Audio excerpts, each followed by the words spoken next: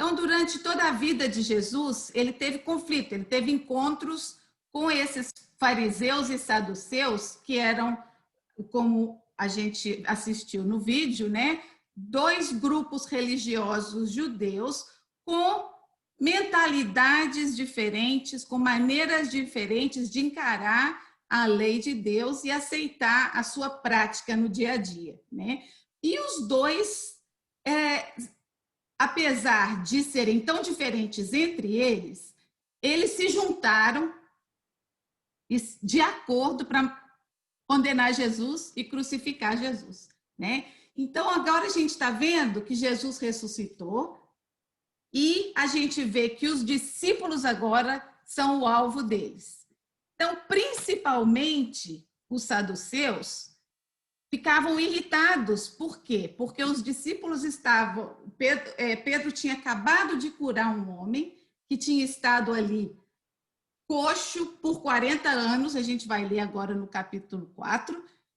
Todo mundo viu, todo mundo conhecia aquele homem, não era uma mentira, não era um falso, né? Era verdade. E os saduceus, e eles falam, e Pedro disse, quando a gente estudou semana passada, que quem fez aquele milagre foi Jesus. Era o nome, e no nome de Jesus de Nazaré, que eles faziam aquele milagre, que ele fez aquele milagre, né? Então, aqui, os saduceus não acreditavam, primeiro em ressurreição, eles não acreditavam que existia ressurreição nem vida depois da morte, né? Então, para eles, Jesus, que eles sabiam que tinha matado, né, tá fazendo esse tipo de milagres, eles não poderiam aceitar, né? E as pessoas estavam realmente se convertendo. A gente viu no capítulo 2 que foram 3.000 pessoas já na primeira vez que Pedro levantou e deu a mensagem de Jesus, né? Então, eu fico assim, tão maravilhada de como que hoje, né, 2.000 e tantos anos depois de que tudo isso aconteceu na Bíblia, a gente continua aqui estudando e aprendendo, né? A dedicação, a obediência desses apóstolos, né? Que agora não são mais discípulos, porque eles já não estavam mais aprendendo, eles já tinham graduado, né? Se tornaram apóstolos, mensageiros de Jesus. Então, o que eles fizeram garante hoje a minha salvação, a sua salvação. Por quê? Porque essa mensagem foi levada de geração em geração em geração e está aqui hoje, para mim e para você, e a gente está estudando essa palavra viva, né? Que fala ao nosso coração. A gente vê Pedro, né, completamente restaurado, depois do fato de que havia negado Jesus, ficado super triste. A gente conversou sobre aquele encontro de Jesus na praia com ele, onde ele, um a um com ele, Jesus restaurou, mostrou perdão para ele, falou, olha, eu tenho um ministério para você, falou para ele o que ele ia fazer e até falou o que ele ia padecer, né, pelo nome de Jesus. Então, Pedro estava carregado, né? Assim, cheio. E agora, então, depois aqui no capítulo 2 de Atos, que o Espírito Santo que Jesus tinha prometido tinha vindo sobre eles. Então, nada ia segurar esses apóstolos, nada. Eles estavam completamente decididos a cumprir a missão que Jesus tinha deixado para eles, né? Então, vamos começar com a leitura. Ana, primeiro aqui na minha lista, Ana Chamon. Lê para mim Atos 4, de 1 a 7, por favor.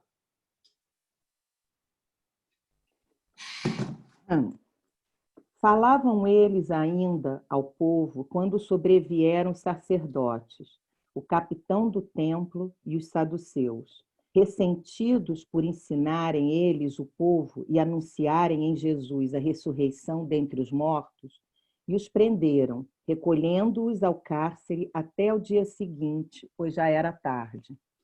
Muitos, porém, dos que ouviram a palavra a aceitaram, subindo o número de homens a quase 5.000. No dia seguinte, reuniram-se em Jerusalém. as autoridades, os anciãos e os escribas, como sumo sacerdote Anás, Cafiás, João, Alexandre e todos os que eram da linhagem do sumo sacerdote. E pondo-os perante eles, os arguíram com que poder ou em nome de quem fizeste isto. Então Pedro, cheio do Espírito Santo, lhes disse: autoridades do povo e anciãos, visto que hoje somos interrogados a propósito do benefício feito a um homem enfermo e do modo por que foi curado, tomai conhecimento, vós todos e todo o povo de Israel, de que em nome de Jesus Cristo, o Nazareno, a quem vós crucificastes e a quem Deus ressuscitou dentre os mortos, sim, em seu nome é que este está curado perante vós. Aí, vamos parar por aqui.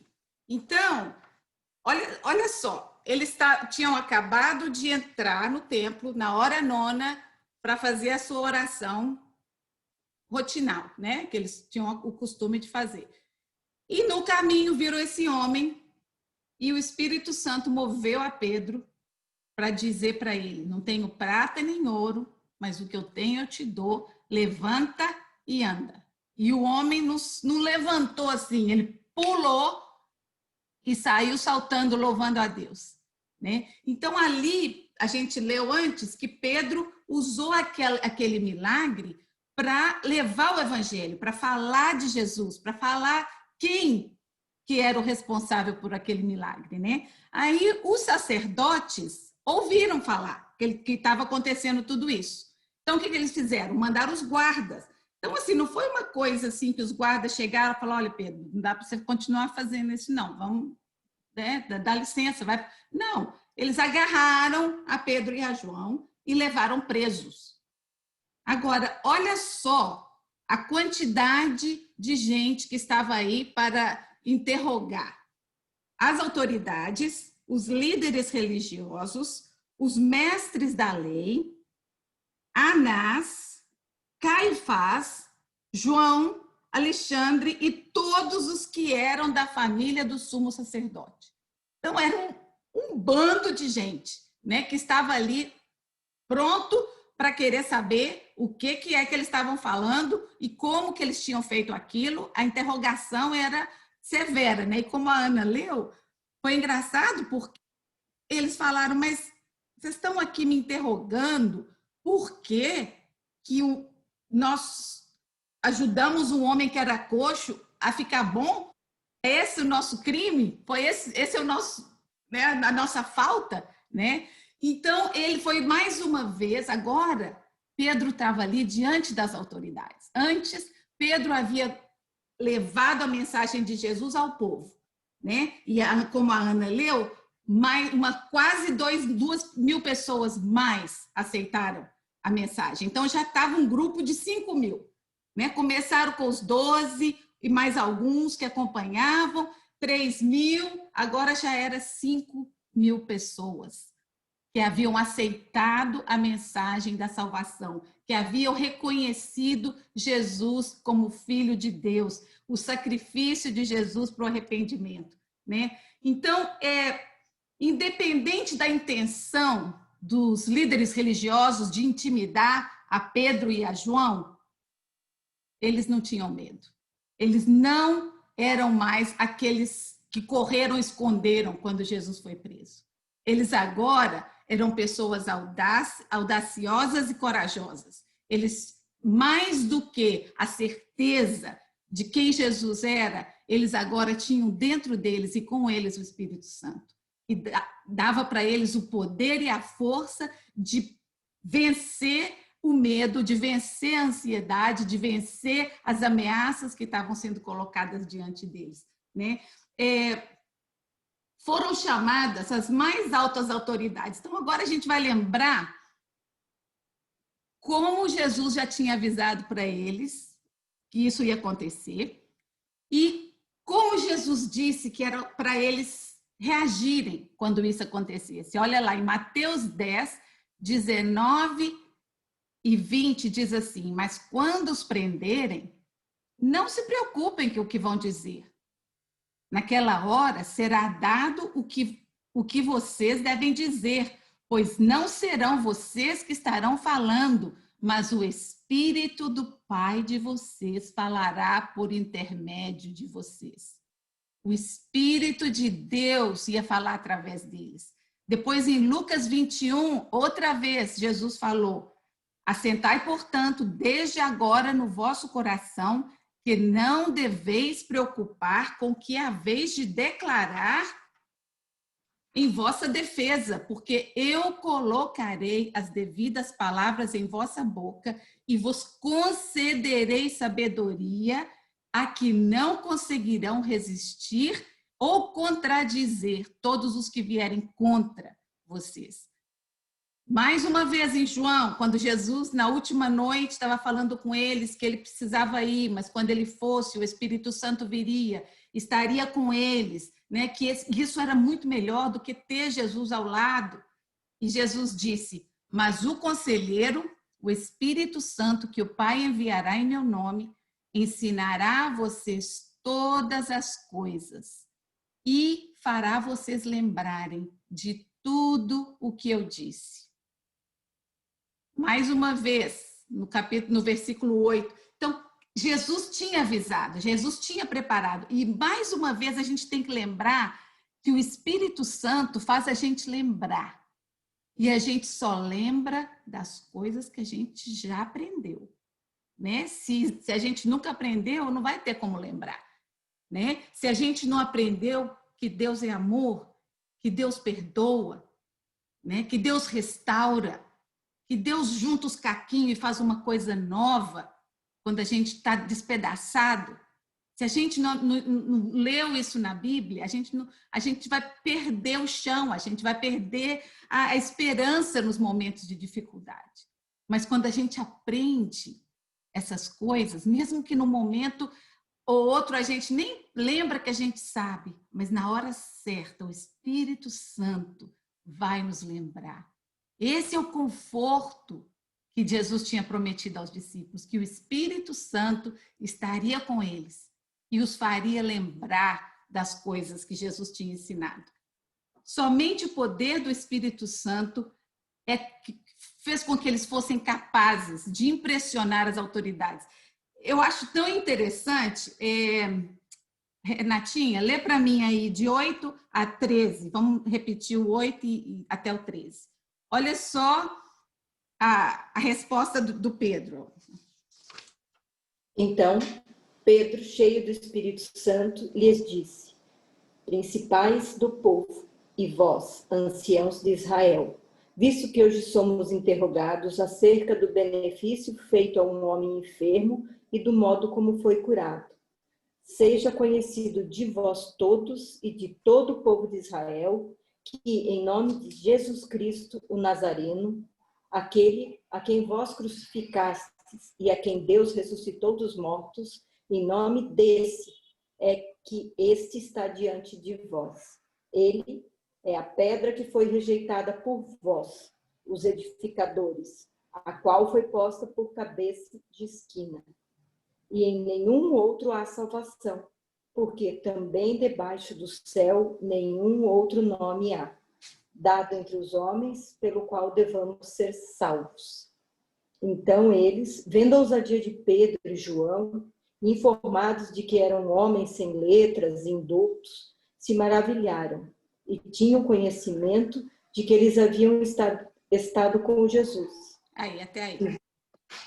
Então, gente, imagina Pedro, porque chegar diante de todas essas autoridades, dos sacerdotes e dos líderes religiosos, não eram todas as pessoas que tinham acesso a eles. Você tinha que ter uma certa cultura, uma certa educação religiosa para se sentar na mesa, na sala com eles. E ali estava Pedro e João diante dessas autoridades, sem medo, com o poder do Espírito Santo, falando para eles com autoridade, com aquela audácia que não era soberba, não era orgulho, mas era a autoridade do Espírito Santo, a mesma que Jesus tinha quando enfrentava esses homens. Porque Jesus falava, só uma vez na Bíblia fala que Jesus ficou bravo, ficou com raiva, chutou e quebrou as coisas, só uma vez. A maioria das vezes que ele lidou com esses homens, ele tinha doçura na sua palavra, doçura na sua maneira de falar, né? Compaixão por eles, né? Então, eu acho lindo aqui que, vendo a coragem de Pedro e João, percebendo que eram homens comuns e sem instrução, ficaram admirados de como eles falavam. E, olha só, reconheceram que eles haviam andado com Jesus. Isso, para mim, sabe, a gente já falou várias vezes isso aqui, se a gente puder ser reconhecido como alguém que anda com Jesus, pela nossa maneira de agir, pela nossa maneira de falar, isso vai colocar um sorriso no coração de Deus, sabe? E deve colocar no nosso também, sabe? Se as pessoas puderem reconhecer em nós a presença de Deus, do Espírito Santo na nossa vida, que bênção que é. E isso pode acontecer, mas quanto mais... a gente às vezes fala... Pais adotivos, né, acabam se parecendo com os filhos, acabam se parecendo com os pais, ou amigos acabam tendo uma certa similaridade na maneira de falar. Por quê? Porque tem comunhão, porque vivem juntos, porque compartilham coisas, compartilham a vida juntos. E é assim com Deus. Quanto mais perto dele você andar, mais parecido com ele você vai ser. Quanto mais perto dele você quiser conhecer mais dele, buscar intimidade com ele, mais parecido com ele a gente vai ser. Mais a gente vai refletir a presença dele na nossa vida. Como me falta, eu coloquei aqui porque no momento eu falei, como me falta isso? Como me falta essa unção do Espírito Santo? Como eu quero que as minhas palavras reflitam, sabe? Que não tenha rancor, que não tenha falta de paciência, que realmente eu tenha. E sabe, às vezes a gente tem duas coisas que podem acontecer quando o Espírito Santo atua dentro de nós e ele começa a fazer aquela limpeza nos quartinhos do nosso coração. Ele nos convence, né? A convicção é uma obra do Espírito Santo, mas ele não nos acusa.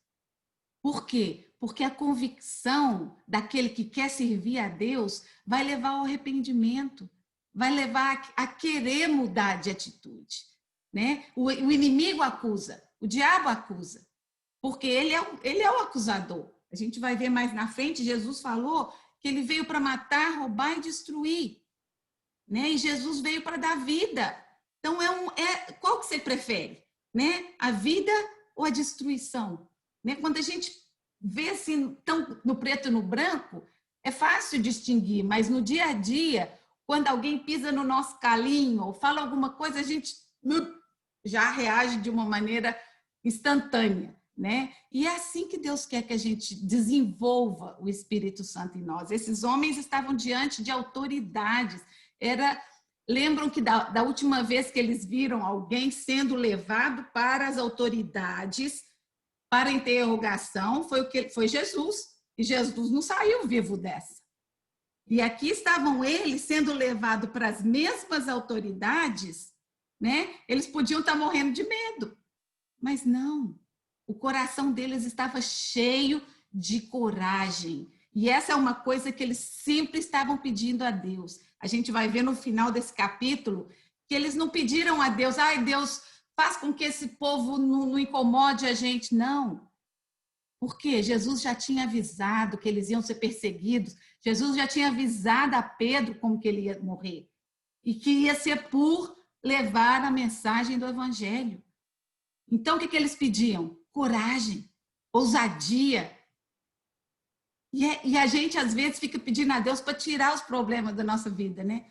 Para tirar as dificuldades, em vez da gente querer pedir a Deus para abrir os nossos olhos para ver o que Ele quer nos ensinar através das dificuldades, através da tormenta que está vindo sobre o nosso barquinho, né? Então, vamos pedir a Deus coragem, né? Determinação.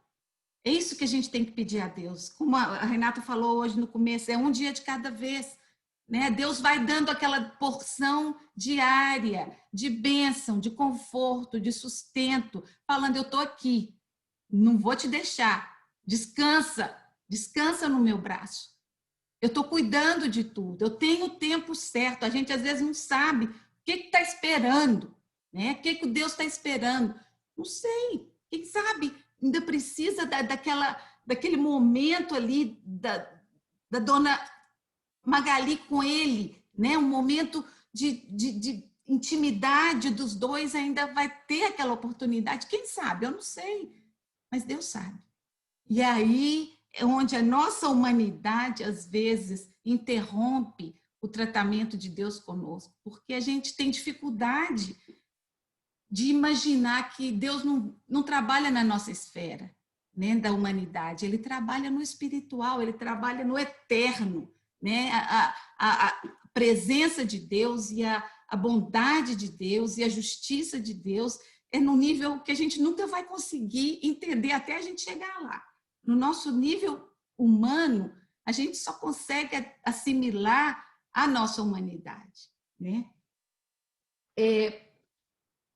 Pela maneira audaciosa com que Pedro respondeu, podemos perceber que ele não se intimidou, quem estava na frente dele. Mesmo sabendo que Jesus tinha morrido, que Jesus tinha sido condenado por aqueles homens, ele não se intimidou. O que ele respondeu aqui? Saibam os senhores e todo o povo de Israel que por meio do nome de Jesus Cristo Nazareno, quem os senhores crucificaram, mas quem Deus ressuscitou, eles não acreditavam na ressurreição. Mas eles tampouco podiam provar ali naquele momento, era a chance deles discutirem com Pedro sobre a ressurreição, sobre a teoria deles. Mas vocês lembram que foram eles que pagaram os soldados para mentir? Quando os soldados vieram trazendo a notícia que teve um terremoto, que apareceu um anjo, que o corpo não estava mais lá, que os panos estavam tudo do jeito que estava, eles pagaram a esses soldados para mentir. Então, eles sabiam que algo sobrenatural tinha acontecido, que eles não podiam explicar, mas também não podiam combater. E ali estavam os discípulos, enfrentando aqueles homens com coragem e audácia. Sua maneira racional de responder, né? Eu achei interessante, igual eu já falei, eu estou fazendo bem, né? Quantas vezes Jesus encontrou com esses fariseus e saduceus e eles brigando com Jesus porque Jesus curou no domingo, né? E Jesus às vezes falava assim, mas se a sua vaca cair na vala no domingo, você não vai tirar? Você vai deixar ela morrer ali na vala? Então, eram as leis que eles tinham tão pesadas para uns, mas se fosse no caso deles, ia ter uma divergência, ia ficar assim, por exemplo, não, mas aí é outra coisa, né? Então, assim, não podia curar no sábado, mas podia alimentar um animal, podia tirar um bicho que tinha machucado. Então, assim, a gente percebe essas incoerências, essa é a palavra que eu estava procurando, incoerências entre a religiosidade, né? Por isso que a gente fala que religião, Deus não gosta de religião. Deus quer um relacionamento com a gente, individual, né? Religião só atrapalha o cristianismo, só divide, né? A religiosidade vira coisa automática e Deus quer espontaneidade. Ele quer a gente natural, ele não quer nada forçado, ele não quer eu vou porque eu tenho que ir, ou eu rezo isso porque eu tenho que rezar, ou porque eu me comprometi. Não, ele quer espontaneidade, ele quer qualquer hora do dia, se quiser parar e levantar a voz e orar. É isso que ele quer de nós, né? Imagina se o seu filho chegar para você todo dia e falar a mesma coisa, repetir a mesma coisa. Depois da primeira semana, você vai cansar de escutar a mesma coisa. Então, seja assim com Deus. Seja genuíno, seja autêntico, seja sincero, abra o seu coração, fala o que está te passando, fala as suas alegrias, fala das suas preocupações, das pessoas que estão à sua volta, que estão sofrendo, sabe? Conversa com ele, abre o seu coração para ele, é isso que ele quer. Ele quer o nosso coração sincero. Pedro usa a oportunidade para pregar sobre Jesus Cristo Nazareno, o Jesus que eles mataram, ele falava isso várias vezes, que eles mataram, o Jesus que ressuscitou, o Jesus que mesmo não estando presente fisicamente, está vivo na presença de Deus. Foi ele quem curou esse homem. Ai, que lindo, isso até arrepia. No versículo 11, Pedro ainda, olha para você ver, a gente às vezes falou que Pedro era sem instrução, né? Então ele era sem instrução dos estudos profundos da Bíblia. Mas, como judeu, toda a família judaica era muito dedicada a ensinar os filhos a Bíblia, a ler todos os dias. Então, todos os filhos dos judeus sabiam as leis de Moisés, sabiam as histórias de Abraão, de Isaac, de Jacó. Eles conheciam as escrituras, da história dos reis, né, os salmos de Davi. Então, devia até ter música como a gente tem hoje, né, dos salmos de Davi. Então, os discípulos provavelmente eram considerados incultos aos olhos dos sacerdotes estudiosos, mas eles eram conhecedores, né? Porque olha como aqui no versículo 11, Pedro disse: a pedra que os construtores rejeitaram e que se tornou a pedra angular. Então essa pedra é Jesus. Ele está falando de Jesus. Mas esse versículo aqui está lá no Salmo 118, versículo 22.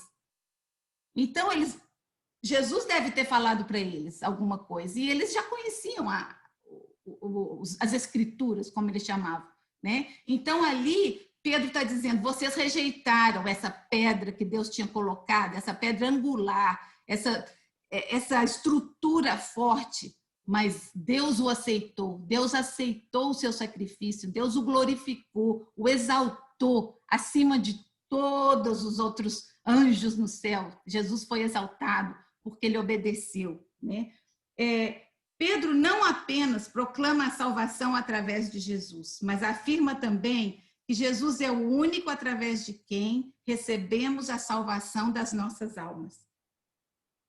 O mundo não gosta dessa verdade, né? A maioria das pessoas quer pensar que todos os caminhos levam a Deus, né? Todas as religiões têm algo bom.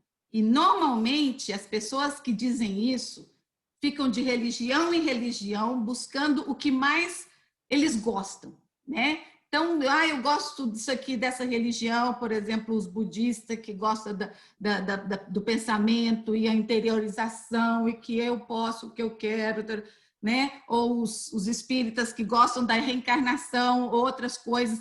Então, o que as pessoas buscam um pouquinho de cada uma para satisfazer aquele anseio, aquele desejo de agradar a Deus.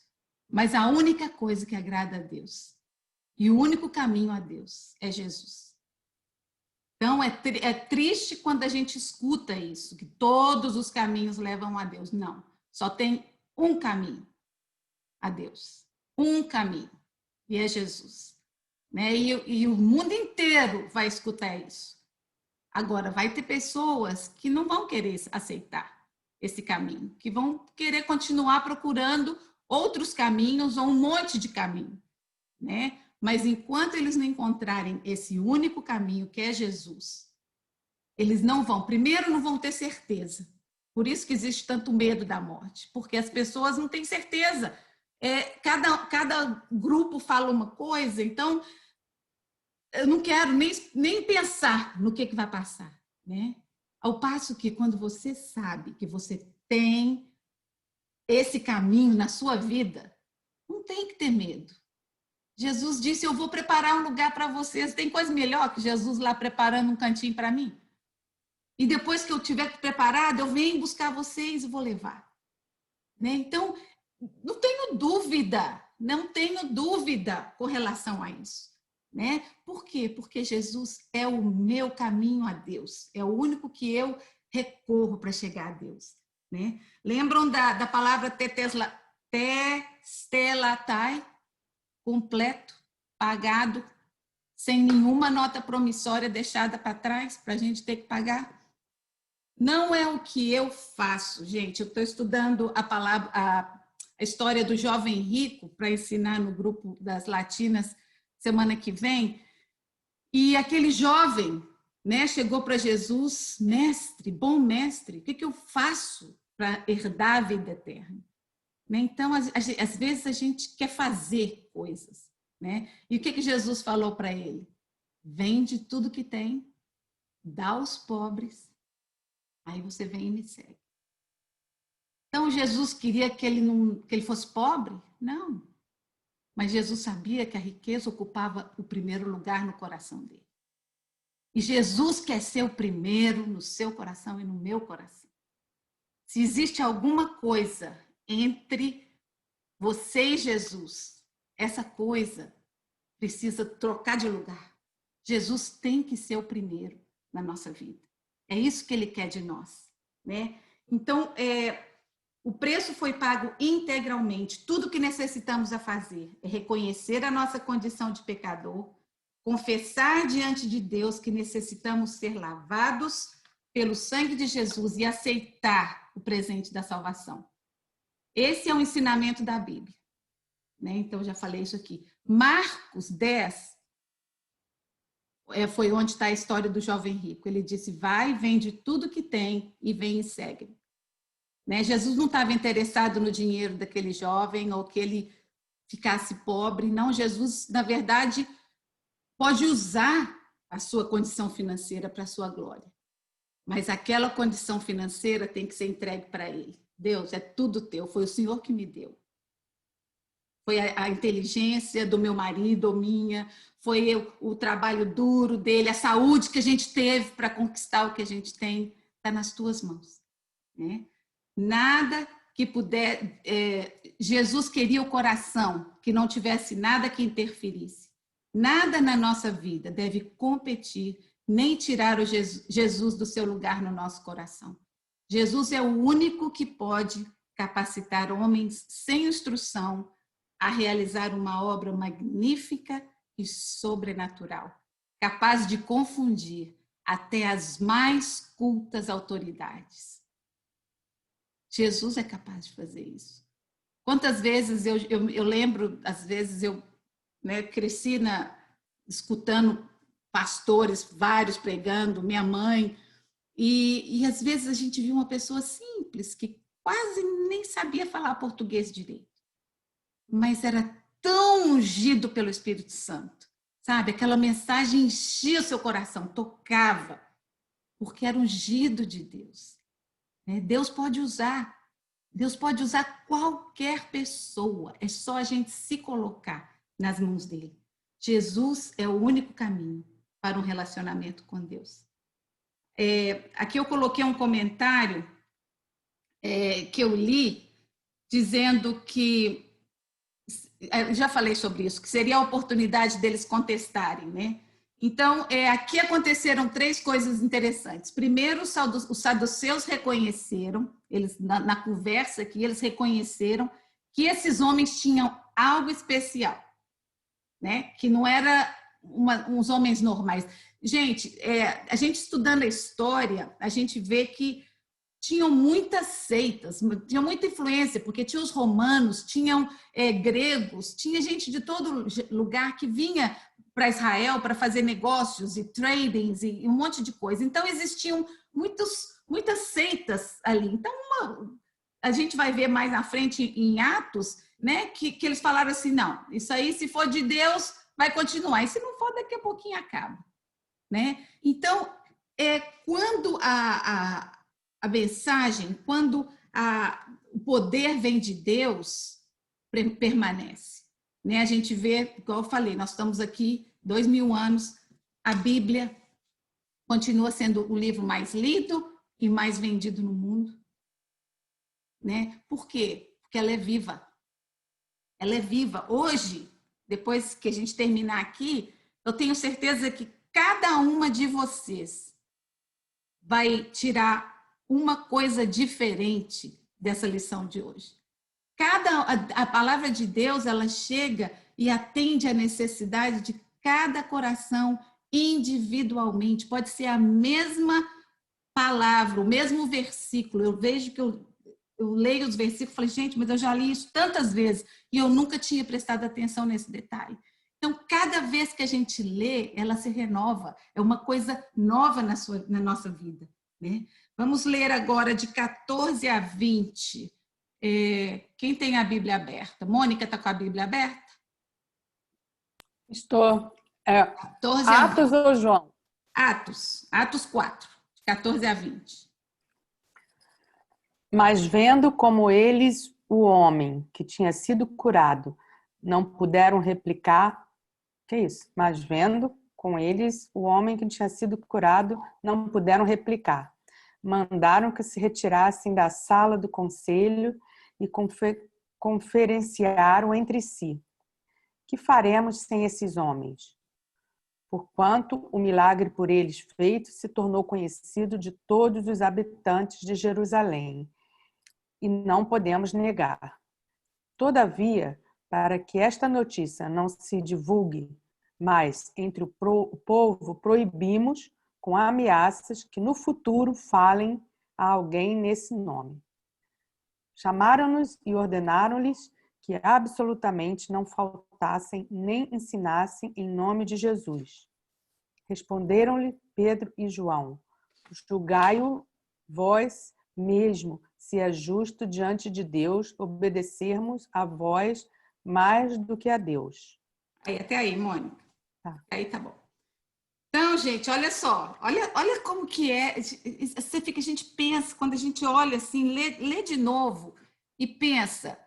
Eles reconheceram que o milagre tinha sido feito, reconheceram que esses homens eram especiais, mas eles queriam o quê? Qual que era a preocupação deles? O povo, né? A gente não pode deixar o povo ficar escutando essa mensagem, não.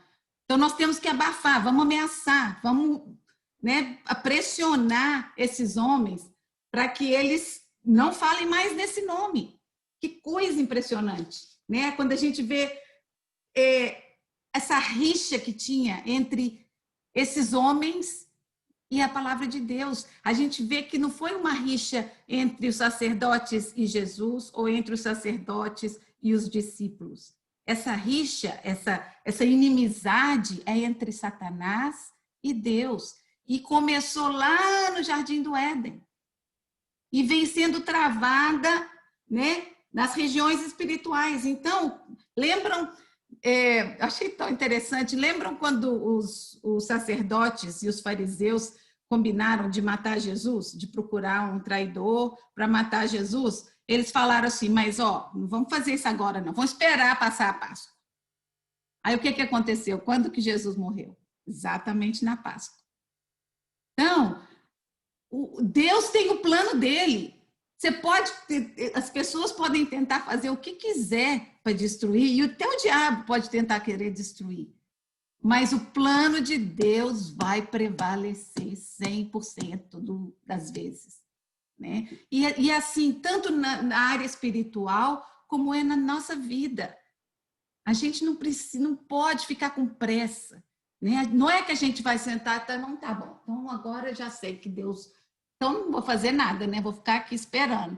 Não, a gente precisa interceder, a gente precisa orar, a gente precisa pedir a Deus sabedoria para lidar com a situação, né? Para entender o que Ele está te ensinando. Abre os meus olhos, abre o meu coração, me ensina através dessa situação difícil, me ajuda a entender o que o Senhor está querendo me ensinar, porque se a gente não aprender a lição que Deus está dando para a gente hoje, numa tempestade, aquela tempestade pode até acalmar, mas mais na frente ela vai voltar. Porque a lição que a gente podia ter aprendido hoje, a gente não aprendeu. Então, vamos nos esforçar para aprender, em vez de pedir a Deus para tirar o problema, para tirar a dificuldade, Me ajuda, Senhor, me ajuda a ter sabedoria para lidar com isso, né? Para lidar com essa dificuldade, me ajuda, né? Me dá, fico achando as palavras, resilience, né? Aquela força espiritual, né? Aquela força de vontade de perseguir, de não desanimar, não desanimar, não importa a tempestade que a gente estiver passando, né? Nós vemos que eles estavam mais preocupados com Jerusalém, com o que eles iam pensar, do que com a bênção de Deus, com o que Deus tinha para fazer. Que oportunidade que esses sacerdotes perderam, né? De reconhecer o Deus de Israel, que eles tanto seguiam, tão com a cabecinha assim, ó, sem abrir o ângulo, né? E esse Deus estava ali atuando, né? Tinha trazido Jesus e agora estava usando os discípulos, né?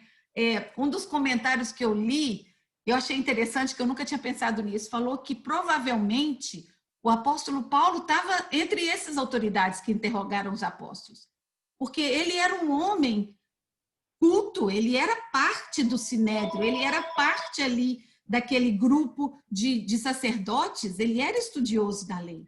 Então, ele talvez estivesse ali, talvez tenha escutado, né? Mas não registrou, porque a gente vai ver 3 capítulos para frente que ele saiu para Damasco para prender os cristãos lá de Damasco, para levar uma ordem de prisão para os cristãos que estavam em Damasco. Então, ele escutou a mensagem, mas não tinha registrado ainda, até que ele teve um encontro com Jesus. Veja a hora de chegar a esse capítulo, que eu acho bom demais.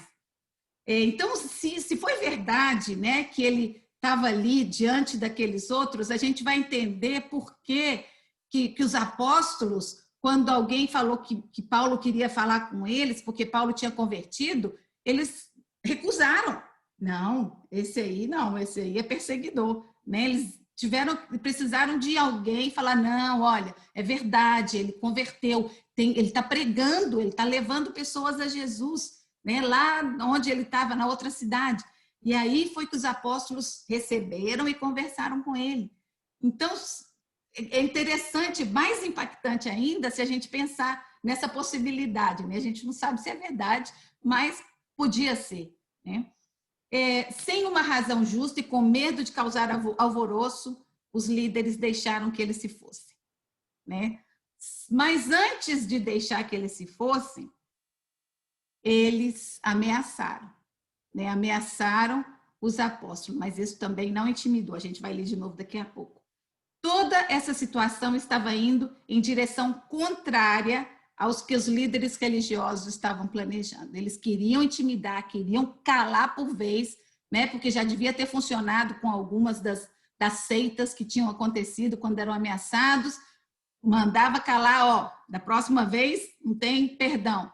E eles ou iam embora ou dispersavam, mas com esses aqui não era assim, né? Deus estava transformando em bênção algo que Satanás pensou que seria uma vitória, exatamente como foi no caso de Jesus, né? Quando Jesus morreu, quando Jesus entregou o Espírito, Satanás pensou que ele tinha ganhado a batalha. Mas 3 dias depois, o que aconteceu? Jesus ressuscitou. Que maravilha, até arrepia.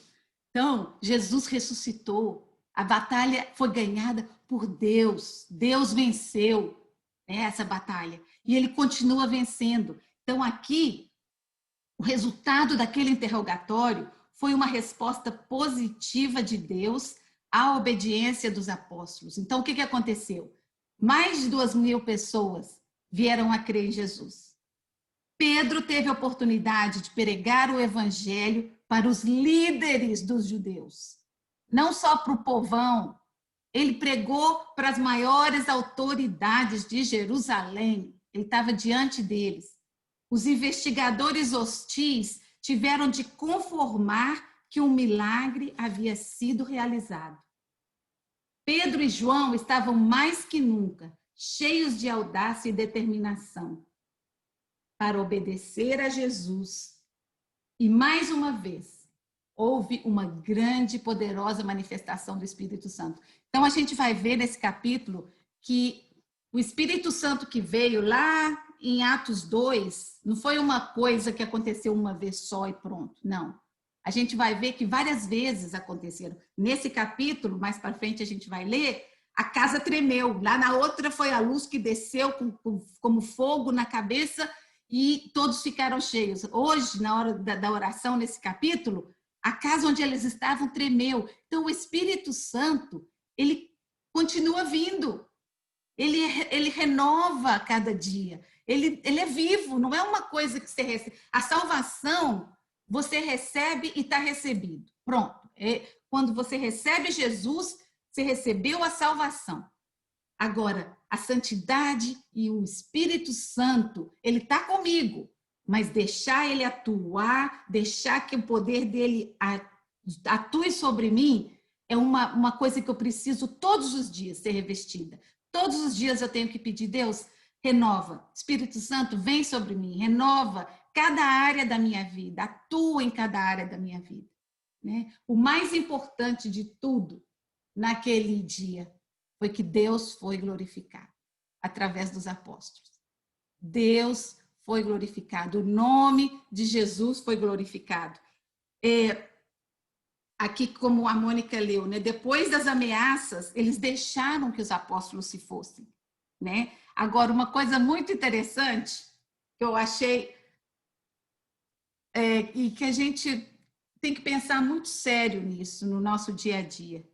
Olha o que os apóstolos disseram no versículo 19 de Atos 4. Eles falaram, então, vocês vão, mas não falem mais do nome de Jesus. Aí Pedro e João responderam, julguem os senhores mesmos, se é justo aos olhos de Deus obedecer aos senhores e não a Deus. Pois não podemos deixar de falar do que vimos e ouvimos. Então, quem eu estou preocupada em agradar? A Deus ou as pessoas?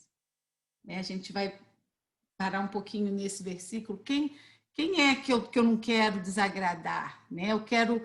Hoje a gente vive numa cultura de politicamente correto, né? A gente não...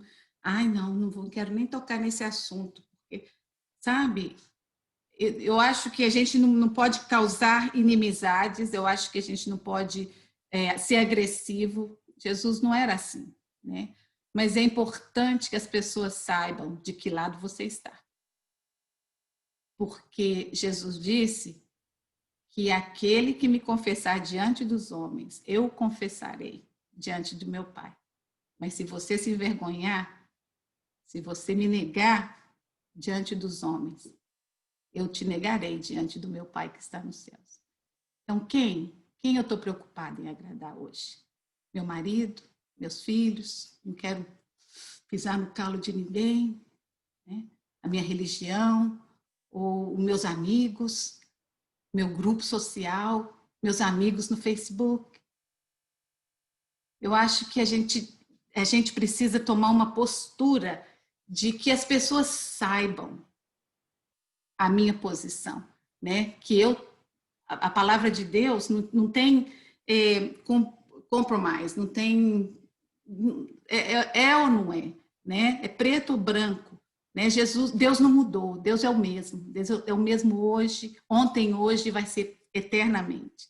E o que a gente vai estudar mais na frente é muito sério a gente vai ver muita divergência, muita interferência. Jesus tinha falado, né, que ia haver lobos vestidos de cordeiro, que iam existir joio no meio do trigo, né, e existiram.